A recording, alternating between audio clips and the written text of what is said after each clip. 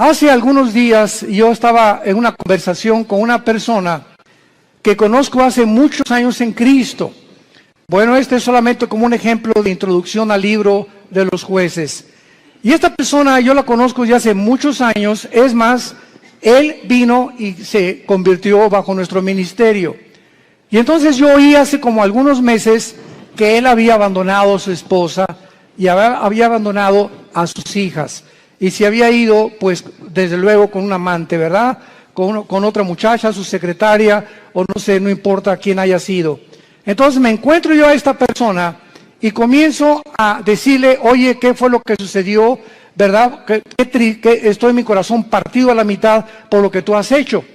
¿Y saben ustedes lo que me contestó esta persona que tenía aproximadamente o tiene casi 15 o 20 años en Cristo?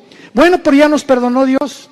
Le digo, bueno, te perdonó a ti. No es que mi esposa pues ya también anda abusando otro. Pues claro, le dije, no se va a quedar a vestir santos. Si tú te vas con la amante y te casas con la otra, tu esposa no se va a quedar a esperarte toda la vida. Entonces no vengas con ese cinismo y decirle, pues ella arregló su vida, ya nos perdonamos los dos y ya me perdonó Dios. Inmediatamente lo que yo detecté fue lo siguiente, que hay cantidad de personas que se llaman cristianas y que piensan de la misma forma, total que Dios me va a perdonar.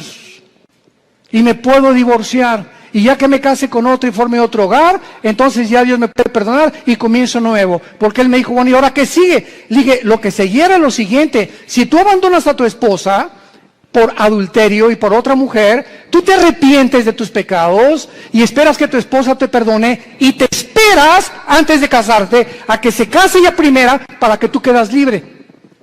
Esa es la forma en la que la Biblia nos traza el divorcio. El adulterio. Para Dios es algo gravísimo el divorcio, gravísimo. Porque es la santidad más grande que existe y la institución más santa que existe, el matrimonio. Y ahora por cualquier cosa, todo el mundo busca, hasta porque no me cocina bien, me busco otra cocinera. Es increíble la ligereza en la que la sociedad se encuentra actualmente. Y de acuerdo a la Biblia, la única causal de divorcio es el adulterio. Nada más. Que me pega, pues te esperas y oras por él y se separan temporalmente, pero es el adulterio la única razón y el abandono de hogar, que el gavilán te pega y se va con otra, que abre la jaula y que vuele lo más lejos que pueda. Pero bajo ninguna otra circunstancia la Biblia aprueba el divorcio. Todo esto lo vamos a tratar en el seminario de matrimonios allá en la Riviera Maya. Estoy preparando una serie de mensajes tremendos. Los esperamos que nos acompañen ahora en octubre. Y este es solamente un caso de cómo vivían los jueces. Era un tiempo de cinismo espiritual. Era un tiempo en que todo lo tomaban a la ligera. Al cambio que Dios me perdona. Esto se llama tomar la gracia con libertinaje. Aprovecharse de la gracia de Dios y vivir una vida de libertinaje, pues al cambio que Dios me perdona. Vamos a ver estas crisis en la época de Gedeón. Capítulo 6, del 1 al 5, veamos el escenario en el que se encontraba Gedeón.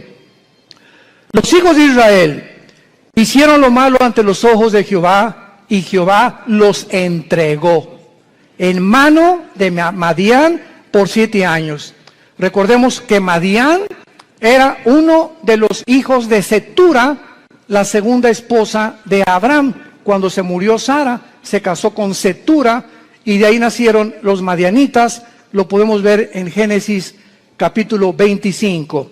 Entonces los madianitas eran primos hermanos de los israelitas o medios hermanos de los judíos. Y la mano de Madián prevaleció contra Israel. Y los hijos de Israel, por causa de los madianitas, se hicieron cuevas en los montes, cavernas y lugares fortificados. Pero pues sucedía que cuando Israel había sembrado, subían los madianitas y amalecitas, y los hijos del oriente contra ellos subían y los atacaban. Y acampando contra ellos, destruían los frutos de la tierra, hasta llegar a Gaz. Y no dejaban que comer en Israel ni ovejas, ni bueyes, ni asnos. Porque subían ellos y sus ganados, y venían con sus tiendas en grande multitud como langostas. Ellos y sus camellos eran innumerables, así venían a la tierra para devastarla. No cabe duda que podemos nosotros con esta introducción poder comparar la época en la que nosotros estamos viviendo y el paralelo tan grande que existía en los tiempos de Gedeón y nuestro tiempo actual. Vemos en estos primeros 5 versículos la primera clase de crisis. Estaban atravesando una crisis social y de mucha violencia. Israel se había abandonado de los caminos de Dios. Dios los entrega en manos a enemigos, porque esta es la forma como Dios trata con todos nosotros. Dice la Biblia que mientras estamos en la luz, 1 Juan capítulo 1, la sangre de Cristo nos limpia de todo pecado. Bajo la luz, el diablo, los demonios no pueden meterse con mi vida, ni con mis hijos menores de edad, porque estoy bajo la protección de Dios. En el momento en que nos movemos y regresamos a la dimensión de las tinieblas, que es donde Satanás tiene acceso, Satanás no tiene acceso a la luz. Dios es luz y no hay tinieblas en él. Entonces las tinieblas están relacionadas con el pecado. El momento en que tú pecas, o ya traes una mujer en tu mente que no es tu esposa, o ya metiste pornografía a tu casa, o ya comenzaste a hacer cosas que son desagradables a los ojos de Dios, sin que tú te des cuenta, si tú mantienes este tipo de vida, comienza el cerebro y las emociones a ser afectadas, y entonces viene lo que se llama el engaño, donde comienzas a engañarte, porque el pecado tiene el poder de engañarnos, y comienzas a convencerte que no estás tan mal. No, esa es una prostituta, esa sí está mal. No, yo no soy con mi compadre si es borracho, parrandero y jugador. Yo por lo menos estoy casado con mi esposa y tengo mis aventuritas, ¿verdad? De vez en cuando, una canita al aire, pero de vez en cuando. Y Dios es un Dios que dice la Biblia, sus párpados nos examinan y nuestros caminos están delante de Él las 24 horas del día. Y cuando viene el engaño, cuando vienes tú a la iglesia a oír la palabra de Dios como los domingos o los estudios entre semana que muchos de ustedes toman, o en el ITI, el propósito de Dios al exponernos a su palabra es abrirnos el entendimiento para convencernos de pecado. Siempre que hay un mensaje de la Biblia, hay algo que el Espíritu Santo usa que se llama la convicción de pecado, porque solo Él, ni el pastor, ni tu compadre, ni nadie te va a convencer que estás mal más que la palabra de Dios. Entonces nos exponemos a la palabra de Dios y tú en esta tarde que escuchas tienes esta oportunidad en la que Dios te está hablando. Yo no sé tu vida, muchos dicen es que ¿quién le contó mi vida? Nadie me ha contado tu vida, ni te conozco, mosco. Entonces ese es un problema tuyo y con Dios, pero Dios usa la Biblia y si tú cuando oyes la palabra de Dios no te arrepientes y sales por esa puerta igual que como entraste, viene lo que se llama la dureza del corazón, que se usa con la palabra porosis en el griego, que es cuando un carpintero o una persona que usa instrumentos de martillos y de cinceles está golpeando y golpeando hasta que te salen callos en las manos. Esto es un fenómeno muy interesante. Y cuando te salen callos, lo interesante que el callo no tiene células. Le metes al callo una aguja y no lo sientes. Trátalo y vas a ver cuando te salga un callo, porque es tejido muerto. Y esta palabra se usa en el hebreo y en el griego para describir la dureza del corazón que muchos cristianos comienzan a tener, donde llega el momento que la palabra, como una espada que quiere cortar, ya no corta, porque ya perdiste la sensibilidad al Espíritu Santo. Y entonces, cuando llegas a ese punto donde ya no eres sensible a la palabra de Dios y que no te das cuenta cuán duro está tu corazón, si eres una persona regenerada por el Espíritu Santo y realmente naciste de nuevo, eres un hijo y eres una hija de Dios, Hebreos 12, Dios te va a disciplinar. Y déjame decirte algo, cuando a Dios le queda esa opción de disciplinarnos, su mano es muy, pero muy pesada. Dice en Hebreos 10, horrenda cosa es caer en manos del Dios vivo. Y no les está hablando a los incrédulos, le está hablando a la familia de Dios. Su mano es muy pesada, porque Cristo dijo, es preferible que pierdas tu mano, tu pierna, tu brazo, o tus ojos, o lo que sea físicamente, a que entres al infierno entero. ¿Cuántas veces las cosas que nos pasan, accidentes, problemas morales en la familia, etcétera, etcétera, tienen el único propósito de hacer que regresemos a la cruz? Porque Dios sabe, nos ama tanto, tanto, tanto Jesús, que Él prefiere que podamos sufrir físicamente o moralmente con la única razón de regresar a la cruz. Esta crisis social en que estaban viviendo los madianitas provocó, dice la Biblia, que comenzaron a vivir escondidos en cuevas, escondiendo todo lo que tenían, en lugares fortificados, vivían en temor.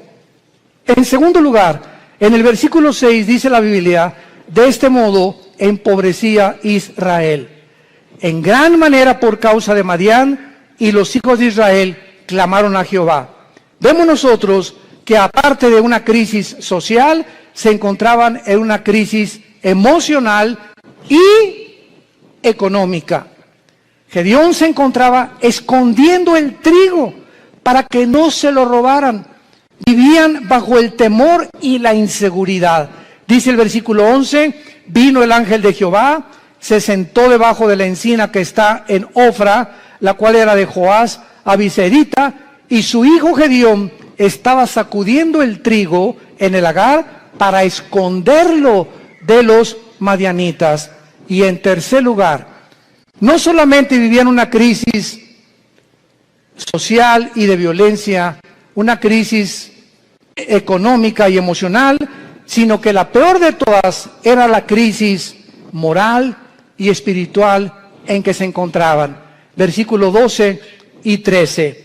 Y el ángel de Jehová se le apareció a Gedeón desde luego y le dijo, Jehová está contigo, varón esforzado y valiente.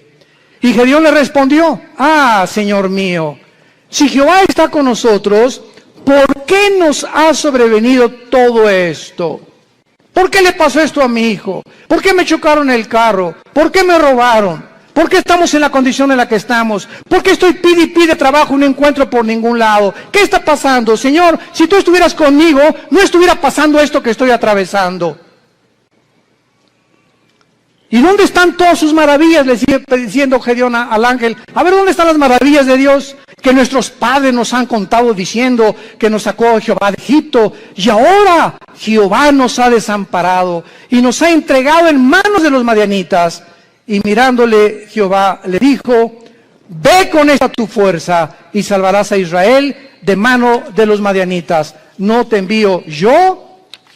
Vamos a ver esta aplicación rápido de las tres crisis sociales para continuar desarrollando esta conferencia.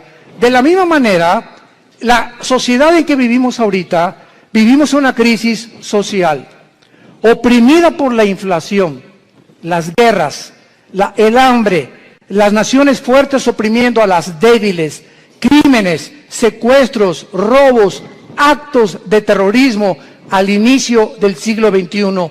Confusión, agreguémosle esto, que vivimos, escuchen esto, vivimos la confusión política y diplomática más grande de la historia. Vivimos la confusión política más grande y diplomática de la historia. Podríamos decirle nosotros que nacimos después de la Segunda Guerra Mundial, que desde la Segunda Guerra Mundial que Estados Unidos se levantó como la supremacía política, económica y militar del mundo, seguido por la Unión Soviética o las repúblicas socialistas soviéticas, hasta el siglo XXI hemos entrado a un punto donde ya entre las mismas naciones, a pesar de la grande tecnología y los avances científicos que tenemos, nos encontramos tan confundidos políticamente, donde ya los gobiernos del mundo ya no saben qué sistema de gobierno utilizar, si socialismo, si comunismo, o socialismo y comunismo mezclarlo, si democracia, si monarquía, porque los sistemas que se han probado hasta el siglo XXI, las mismas democracias han fracasado. El siglo XX demostró que el comunismo no era un sistema que se podía aplicar a ningún gobierno del mundo, como lo dijo Mikhail Gorbachev en su libro La Perestroika. Vemos ahora que la democracia, pues se siguió el patrón de la democracia y el modelo de la democracia, porque era Estados Unidos el que iba como líder. Y los países dijeron, bueno, pues si en Estados Unidos el mejor vestido, el país mejor vestido, el mejor alimentado, el que más guerras ha conquistado, guerras ha ganado, y el que sacó al comunismo, al fascismo y al nazismo del siglo XX, vamos a seguir ese modelo. Y vemos ante nuestros ojos, al entrar aquí al siglo XXI, los que venimos desde el siglo pasado, que la democracia es una fanfarronería ya. Ya no es cierto que hay democracia, no es cierto que el pueblo gobierna, no es cierto que hay respeto por las instituciones. Vivimos una confusión, un caos político y diplomático, donde todos los sistemas se están derrumbando a nuestros ojos, todas las ideologías se están desmoronando, todo está cayendo delante de nuestros ojos, y ahorita los jóvenes, nunca, como en los últimos 10 años, había habido tantos suicidios de muchachos de 8 a 16 años. Nunca había habido tantos suicidios. Los jóvenes se están quitando la vida, no quieren vivir en el mundo que tú y yo vivimos. Y ahí están muchos de nuestros hijos también. Dichosos los padres que tienen una educación cristiana a sus hijos. Dichosos sean. ¿Por qué? Porque se están cansados de tantas mentiras, de tanta hipocresía que ven por todos lados. Y cuando nosotros, que se supone que somos la única luz, les mentimos y nos ven que somos completamente unos farsantes en el hogar, y peleándome enfrente de ellos y con mi esposa y yo, y dándoles un mal ejemplo, ¿qué les queda a los jóvenes? Si no es Jesús, ¿quién más entonces, dicen ellos? Si Jesús no funciona en mis papás, ¿cómo va a funcionar conmigo? Y en el día del juicio y el día del tribunal de Cristo daremos cuentas de todas estas ingratitudes y deslealtad que tuvimos hacia Dios. Vivimos un mundo de confusión y de crisis social. En segundo lugar, vivimos también, como en los tiempos de Gedeón, una crisis emocional y económica. La mayor parte del mundo ahorita está tratando por todos los medios de esconder su dinero. ¿En qué puedo invertir mi dinero? No se imagina la cantidad de correos que nos llegan. Oiga, ¿qué me recomienda, pastor? ¿Comprar euros o en el dólar o en Wall Street o comprar bienes y raíces? Dicen que el dólar va a seguir cayendo, que viene un caos económico en Estados Unidos que va a hundir el peso aún más todavía, etcétera, etcétera. Y todas las cosas que comienzan a bambolearse, como dice en Hebreos 12, voy a sacudir los cimientos del mundo, la economía, la política, los temas, todo va a comenzar a bambolearse. Así vivimos un mundo donde comenzamos a ver que todo es inestable, todo, no hay nada firme, todo está cayéndose a nuestros ojos, la moral por los suelos, como lo vamos a ver también, la política, la economía, la ideología, todo. ¿Qué entonces hacemos los cristianos? Vivimos una época de crisis, ¿quién lo puede negar? ¿Qué vamos a hacer entonces con el dinero? ¿Vamos a estar igual que el mundo, preocupándonos en qué invertir, escondiendo el dinero debajo del colchón de la cama? Es la crisis en la que estamos viviendo, emocional y económica. Y tantos impuestos, vive la gente angustiada, temerosos, llenos de estrés. La clínica Mayo en Rochester, una de las clínicas más prestigiadas en medicina, el Hospital Hopkins en Inglaterra, de Estados Unidos, de las instituciones más prestigiadas en medicina, llegaron a un acuerdo el año pasado, que la causa número uno de problemas físicos en el ser humano actualmente y emocionales tienen una sola raíz. Ya no son ataques al corazón, entonces consecuencias, el problema y el peligro más grande que está asumiendo al mundo ahorita, robándole la salud, se llama el estrés. El estrés. Aún mismo el estrés te hace subir el nivel de tu colesterol y de tus triglicéridos. Así que si tú eres una persona que fuiste al médico y tienes más de 200 de colesterol arriba, o tu glucosa pasa de los 100 puntos, etcétera, etcétera, y tú dices, bueno, voy a entrar a una dieta, y crees que con la dieta se va a mejorar, claro que te va a ayudar, pero si no va acompañado con la paz en tu vida, y tú puedes estar comiendo todos los días lechuga y convertirte en el bunny books, en el conejo, no importa lo que puedas hacer, si tu vida no tiene paz y no tiene equilibrio y no tiene una estabilidad emocional, no importa lo que hagas, porque emocionalmente lo que descompone el organismo es el cerebro y la falta de paz.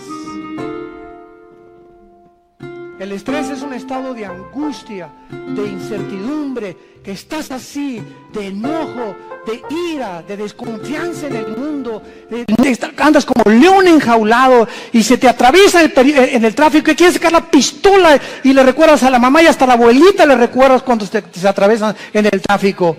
Y llegas a la casa y estás igual. Entonces, tú no vas a llegar a los 40, 50, 60 años de edad como una persona normal. Y vas a comenzar a padecer de enfermedades que tienes una buena dieta, pero te está descomponiendo tu estado emocional. ¿Por qué? Porque no tienes paz. Y hace 2000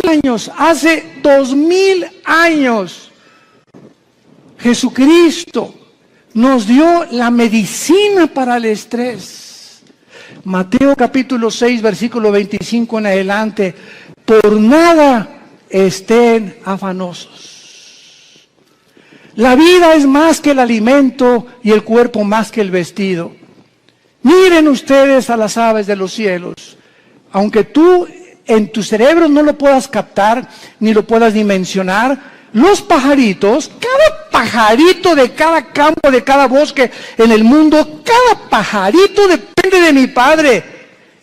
Y Dios les puso a los pajaritos un chip para que nunca veas a un pajarito sembrar, para que nunca veas a un pajarito cosechar, y para que jamás vayas a encontrar que ningún pajarito nunca guardan su comida, no la almacenan en Banamex ni en Bancomer.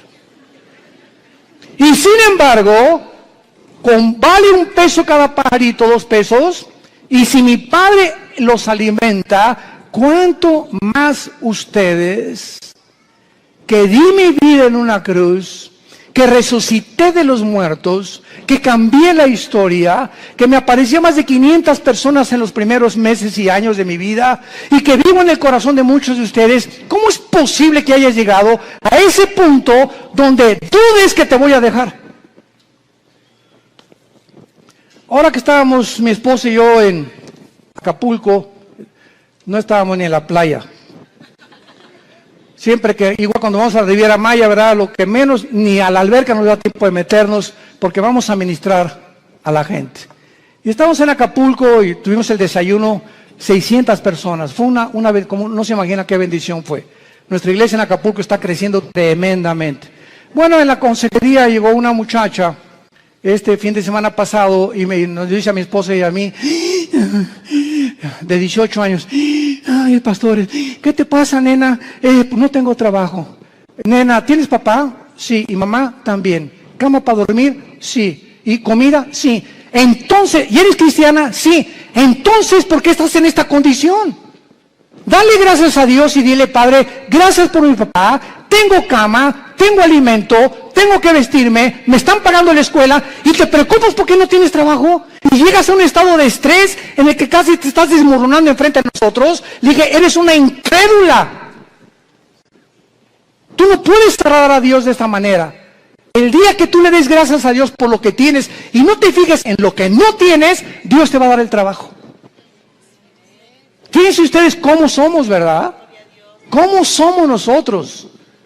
¿Cuántos refugiados salen ahorita de Siria? 6 millones. Velos en los periódicos, velos en los videos, con una maleta, con 3 cambios de ropa o 2 a lo mucho, con 3 o 4 chamaquitos detrás de ellos, sin saber qué país les va a abrir la puerta, sin saber si mañana van a dormir en la tierra, en un camión, si los van a matar. Y nos estamos quejando nosotros.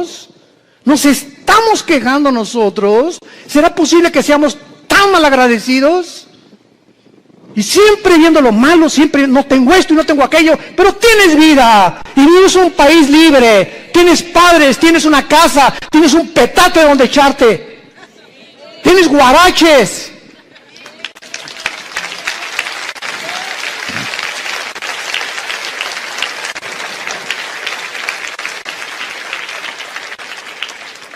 Vivimos una crisis moral y una crisis espiritual, no cabe duda.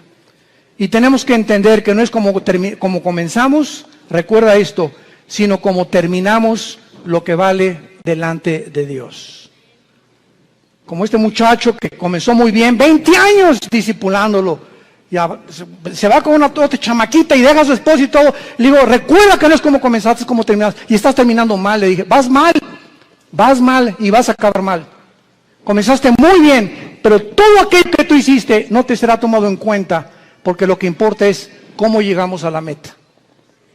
Lo que va a contar delante de Dios. Pues hice un asilo para ancianos. Y hice un orfanatorio para niños. Eso fue del pasado. Hoy, si tú mueres, hoy en la noche. Ahorita saliendo te atropella un camión, se te avienta encima un camión de 10 toneladas. Y te da como tortilla aplastado y llegas al cielo ahorita mismo en la tarde. ¿Qué le vas a decir a Dios? ¿Qué hiciste con tu vida? Lo alabaste, lo bendeciste. ¿Cuánto de tu tiempo se lo dedicaste a Él? ¿A cuántas personas les hablaste de Jesús? ¿A cuántas personas de tu familia ya has traído a la cruz? Hoy, ¿qué es tu vida? Tú no sabes si hoy es el último día que vivimos. Nadie lo sabe. En Hebreos capítulo 6, hay una exhortación muy fuerte y se nos dice, Hebreos 6, 11 y 2.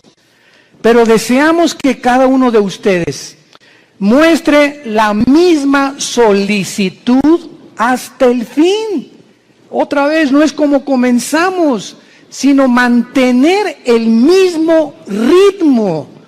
Por eso se compara la vida cristiana con los maratones en Hebreos 12, que corramos de tal manera que alcancemos el premio. Entonces, no es solamente como comenzamos, sino mantener el ritmo, y vienen los ánimos, y vienen las tormentas, y vienen las lluvias, y problemas, y el dólar, y el petróleo, y las guerras, y nada te apachurra, nada te amedrenta, pues ya sé las cosas, ya me quiero morir. No, de todas las cosas, el espíritu que Dios nos ha dado es un espíritu de poder, es un espíritu de amor, de dominio propio. Pero cuando tú te despegas de este libro y cuando tú abandonas a Dios, viene como una catapulta, como un huracán, como un tsunami, todos los problemas en tu vida, y no tienes fuerzas para poder soportarlo, ni para poder resistirlo, y te vienes al suelo, y te emborrachas, y te drogas, y abandonas a tu esposa, y comienzas a buscar las salidas fáciles, porque no tuviste el poder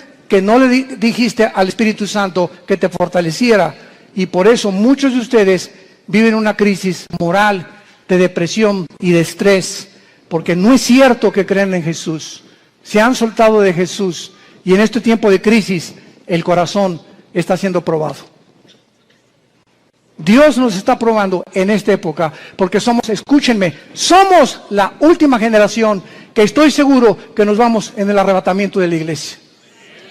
Y por ser la última generación, nos va a pasar por el fuego Dios. Por el fuego. Y las pruebas van a demostrar cuántos realmente eran hijos e hijas de Dios. Deseamos que cada uno de ustedes muestre la misma solicitud para plena certeza de la esperanza, a fin de que no se hagan perezosos, sino imitadores de aquellos que vean las dos cosas y los dos elementos indispensables, la fe y la paciencia, heredan las promesas. Si tú no confías en Dios y no eres paciente con Dios, tus anhelos, tu destino, tus sueños, tu visión, lo que tú quieras para tus hijos, para tu matrimonio y para tu negocio, no lo verás realizado porque te diste por vencido. Porque tiraste la toalla. Porque dijiste, no, ya, avienta la toalla, paren la pelea. Ya no aguanto tanto trancazo. Y estamos en un mundo donde vemos los campos llenos de cristianos amargados. Llenos así, si pudiéramos hacer una visión espiritual, así, llenos los campos de cristianos.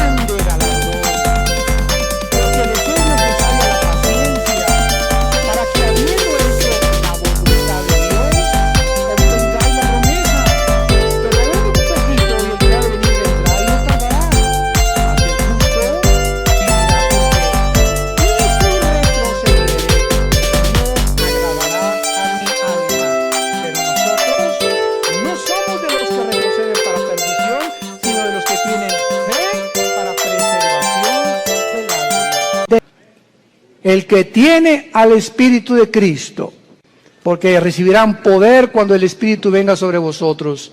El que realmente ha nacido de nuevo, el que ha sido regenerado en su naturaleza y se le ha impartido la naturaleza divina dentro de su alma, esa persona puede caer y puede decir con Pablo, estamos en problemas, pero no desesperados. Estamos con muchas adversidades, pero no angustiados. Perseguidos, mas no desamparados. Derribados, pero no destruidos.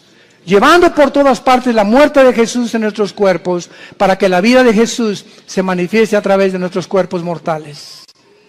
Esta es la expresión de un hombre de Dios. Un cristiano verdadero tiene problemas, pero nunca llegará a la angustia. No tengo trabajo. ¿Qué voy a hacer?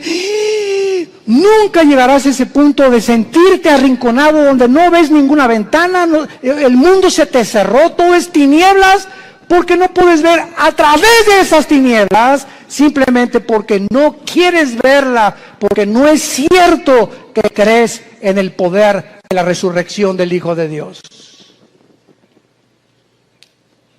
Decía en Filipenses 2 Pablo, todo lo que antes lo tenía por ganancia lo tengo por basura, con tal de conocerle y ser semejante a él en su muerte, y con el fin de poder conocer el poder de su resurrección.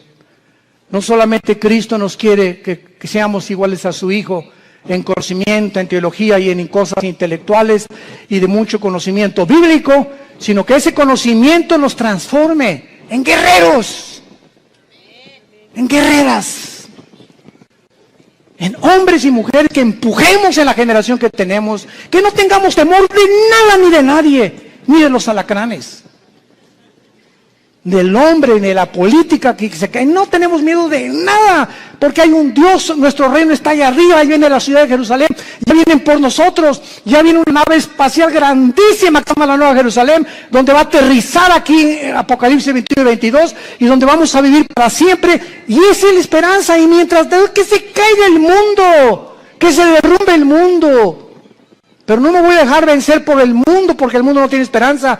Tú y yo tenemos esperanza. Y esa esperanza es la que tenemos que transfundir a nuestros hijos.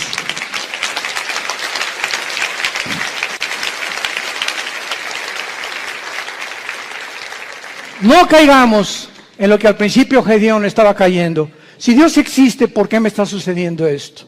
¿Por qué Dios no me salve de mis problemas? ¿Por qué me permitió Dios que me casara con esta persona? ¿Por qué Dios me ha abandonado?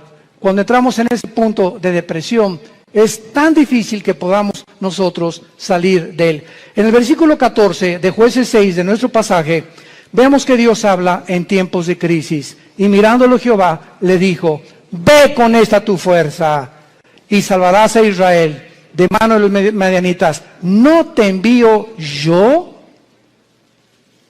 Ante todos estos cuestionamientos de inseguridad, ese es el problema.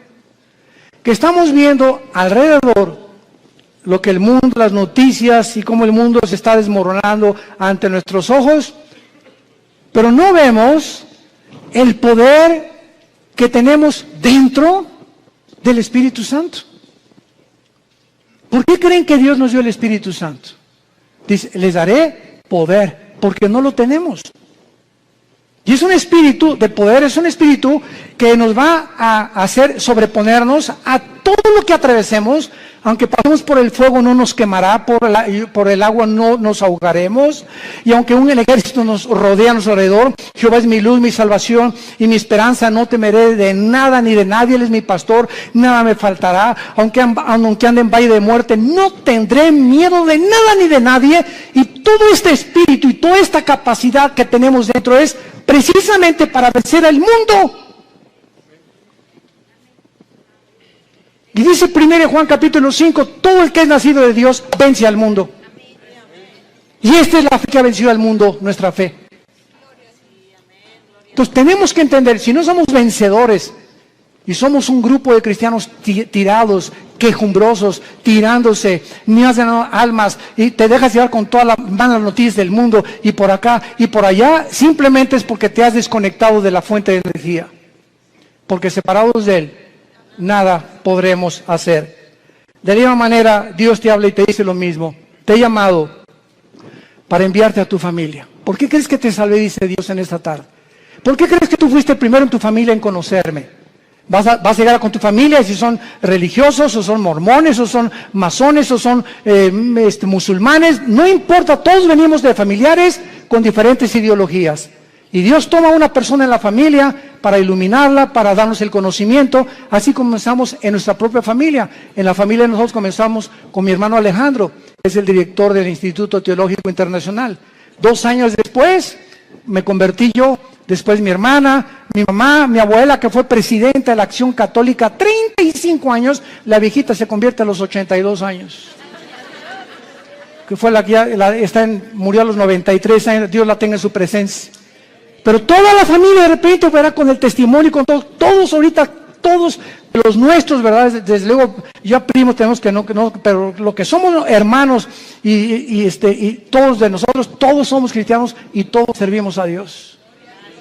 Fue una bendición enorme, una gracia que Dios nos dio. Pero ¿por qué, verdad? Porque esa es la misión de Dios, salvar familias. Tú y tu casa, yo y mi casa serviremos a Jehová, dijo Josué antes de morir. Y si ustedes creen que no vale la pena servir a Dios, sirvan a los ídolos. Pero yo y mi casa serviremos a Jehová. Y finalmente,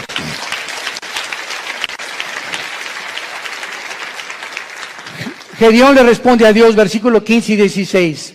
Entonces le respondió, Señor mío, ¿con qué salvaré yo a Israel? He aquí que mi familia es pobre en Manasés, y yo el menor en la casa de mi padre. Jehová le dijo, ciertamente, yo estaré contigo, y derrotarás a los madianitas como a un solo hombre. ¿Has tú también argumentado igual con Dios? Señor, pero ¿cómo salvaré a mi familia? ¿Cómo les puedo testificar si soy débil? ¿Cómo me pones a mí de maestra escuela dominical si con trabajo sé enseñar? ¿Cómo me quieres mandar a mí de misionero si tengo miedo de los afganistanes y ahí en Venezuela? ¿Cómo me mandas a mí de estas cosas? Y siempre estamos viéndonos nuestras capacidades. Siempre estamos viendo lo que nosotros podemos o no podemos hacer. ¿Cómo no me van a mí a escuchar si en mi clase les hablo? Pues soy tartamudo, Señor. No veas tu tartamudez, no veas tus discapacidades, no veas tus debilidades, velo a Él. Eso fue lo que Moisés le dijo también. ¿Cómo me mandas a Faraón? Y le dijo Dios, ¿qué no hice yo el oído y no hice yo la boca? No tengas miedo, vas en mi nombre y yo te daré el poder y la capacidad que ni siquiera conocías, porque cosas que están ocultas y que no han consumido el corazón del hombre y que el hombre no ha conocido son las que Dios tiene escondidas y guardadas para los que le aman y creen en Él. Ve, sé valiente, ve con tu familia, sé valiente con tus amigos, sé valiente en tu trabajo, háblales del Señor, háblales de Cristo. Tú no te imaginas, cuando acabes de hablar, te vas a preguntar, ¿fui yo? Así comenzamos a desconocernos. Yo antes de subir un púlpito, ¿verdad? Estuve 3 años de misionero primero en la sierra. Ahí comencé yo de misionero, lo comentaba ahorita en la mañana al pastor César. Durmiendo en pisos de adobe entre Oaxaca y Guerrero, en la Costa Chica, en la Costa Grande, del 77. Este año, con la gracia de Dios, cumplo 40 años de servir a Dios. Este año. Gracias a Dios. Pero comenzamos. Dormíamos en ladrillos, envueltos en periódicos. Me dio malaria, me dio tifoidea 2 veces, temperaturas de 40 grados. Si no había un doctor por ahí, yo no estaría vivo ahorita. Y en esos 3 años yo entiendo ahora que es la forma en la que Dios me quería forjar para que ya entrara yo al ministerio en el 79 con el grupo de Luis Palao, y en el 81 formamos Vía Nueva para México, ya comenzamos las iglesias en los 80s, pero ha sido unas etapas y un proceso de quebrantamientos, de humillaciones, de pobrezas. No teníamos ni para comer, comíamos lo que arrancábamos de los árboles, lo que yo pescaba ahí en Acapulco. Era una crisis tremenda, y todo ese tiempo fue un tiempo de prueba, de quebrantamiento delante de Dios. Pero sabe una cosa, cuando uno pasa eso, uno pierde el miedo, el temor a ser pobre. Porque si ya pasaste por eso, ¿verdad? Hay aquellos de los piruration. Pero cuando uno fue pobre, y pobre, pero pobre, que duermes en un piso de adobe y no tienes ni siquiera un cojín donde poder dormirte, ya no le tienes miedo a la vida. Le pierdes el miedo a la vida. Porque sabes que sobre cualquier cosa lo peor que te pueda pasar es eso, y más de allá, la muerte. Y para nosotros es ganancia. Y finalmente, Gedeón, una vez que él comienza a adquirir conciencia de que no es él y que es Dios el que le ha llamado, vemos nosotros que Gedeón, en el versículo 18, lo primero que hace es, le dice al ángel de Jehová, que era Cristo desde luego, ven a mi casa y te voy a poner ofrenda. Y él respondió, esperaré que vuelvas. Entrando Gedeón preparó un cabrito y panes, etcétera, etcétera. Entonces el ángel de Dios, ya que tenía toda la ofrenda, le dijo, toma la carne y los panes sin levadura, ponlo sobre esta peña y vierte el caldo. Y él lo hizo así. Y extendiendo el ángel de Jehová el báculo que tenía en su mano, tocó con la punta la carne y los panes sin levadura, y subió fuego de la peña, el cual consumió la carne y los panes sin levadura. Vemos nosotros que lo primero que hizo Gedeón fue inmediatamente, después de recibir las noticias, buscar una ofrenda a Dios. Lo primero que un hombre y una mujer cambian cuando comienzan a conocer a ese Dios todopoderoso es que no existe, ni he conocido yo a ningún cristiano grande y poderoso y maduro en el Señor que no sea generoso. Porque es la avaricia y la envidia y la codicia de los bienes materiales lo que nos impide a muchas personas recibir las bendiciones de Dios. Gedeón buscó una ofrenda inmediatamente. ¿Qué le podemos nosotros ofrecer ahora a Dios? Romanos 12:1. Número 1, nuestro cuerpo. Síganme con mucho cuidado. Presentar vuestros cuerpos en sacrificio vivo. Romanos 12:1. Santo, agradable a Dios, que es vuestro culto racional. En el original griego dice, es la manera más racional para vivir. Si tú quieres servir a Dios, lo primero que comienzas es cuidar tu cuerpo. Y no solamente de lo que comes, sino también sexualmente. Nadie puede servir a Dios cuando hay una sensualidad o una sexualidad no controlada. El hombre más sabio de la historia, Salomón, y el hombre más fuerte de la historia, Sansón, los dos fueron vencidos por una mujer que no era su esposa. Y aquí está en la Biblia como ejemplo para que podamos aprender a no confiar en nosotros mismos. El que mire que está firme, mire que no caiga. No jueguen con el pecado sexual. No juegues ni te dejes tocar por tu novio. No toques a tu novia si la quieres. ¿Por qué? Porque eso es santo delante de Dios. No salten a privilegios, jóvenes que me escuchan, que no les corresponden. Espérate hasta el matrimonio. El acto sexual es solamente permitido por Dios y grandemente bendecido dentro de la esfera del matrimonio. Nunca el acto sexual será bendecido antes o ya casado con otra persona que no sea tu esposa, que se llama adulterio. Mientras nuestros cuerpos no sean santos delante de Dios y no tengamos limpia el alma sexualmente y también físicamente, ¿verdad?, una alimentación adecuada, vamos a impedir nuestro avance y las cosas grandes que Dios podía haber hecho con nosotros, no las hará. Dios busca hombres y mujeres santos en toda su manera de vivir, para ser usados como instrumentos a un Dios que es santo. Dice en 2 de Timoteo, Pablo, en una casa hay trastos sucios, en tu casa tienes en el fregadero vasos sucios y tienes en la vitrina vasos limpios. Si llegan invitados, ¿qué vasos usas? Los limpios. Y así, en el servicio a Dios, hay cristianos sucios que están en el fregadero ahorita. Ahí están, Dios que está queriendo lavarlos y no los usa Dios. Y quieres que te use Dios, pero no te puede usar porque no estás limpio, entiéndelo. Entonces, si hay algo que Dios quiere usar ahorita y no aprovechamos esa oportunidad, va a buscar a vasos limpios Dios, porque Él es un Dios santo. No nos perdamos esta oportunidad de servir a Dios por nuestra falta de limpieza y de santidad, porque estamos viviendo ante un Dios santo. Y finalmente, dice el versículo 24, y edificó allí Gedeón altar a Jehová y lo llamó Jehová Shalom, el cual permanece hasta el día de hoy y de Ofra. Vemos nosotros que Dios le dice a Dios, yo soy tu paz, y mientras yo tenga tu paz y yo gobierne tu vida sexual, tus pensamientos, tus emociones, tu destino, tú vas a ser un vaso que te vas a rendir. Y nunca nadie ha podido imaginarse lo que Dios puede hacer con un hombre y con una mujer enteramente rendidos bajo su poder. Te damos gracias, Señor, por tu palabra. Gracias, Señor, porque esta es la paz que podemos tener en medio de cualquier crisis.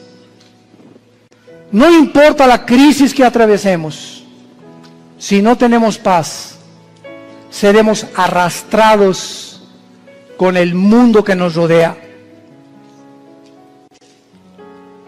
Es de la paz que tú necesitas también, y entonces vas a entender que Dios te dice, no temas, yo estoy contigo. Yo soy tu Dios que te esfuerzo, sé valiente. Nunca te dejaré, nunca te abandonaré. Vas a entender que Él es suficiente.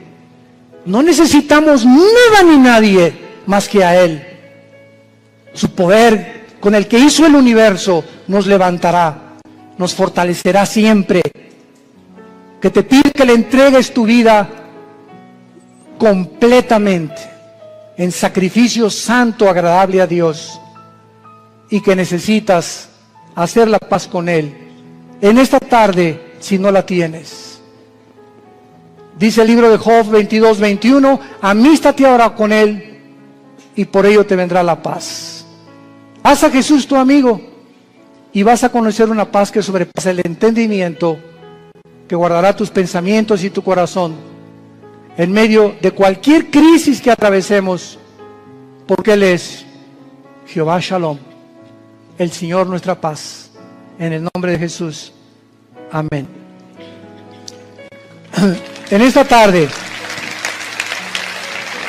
César,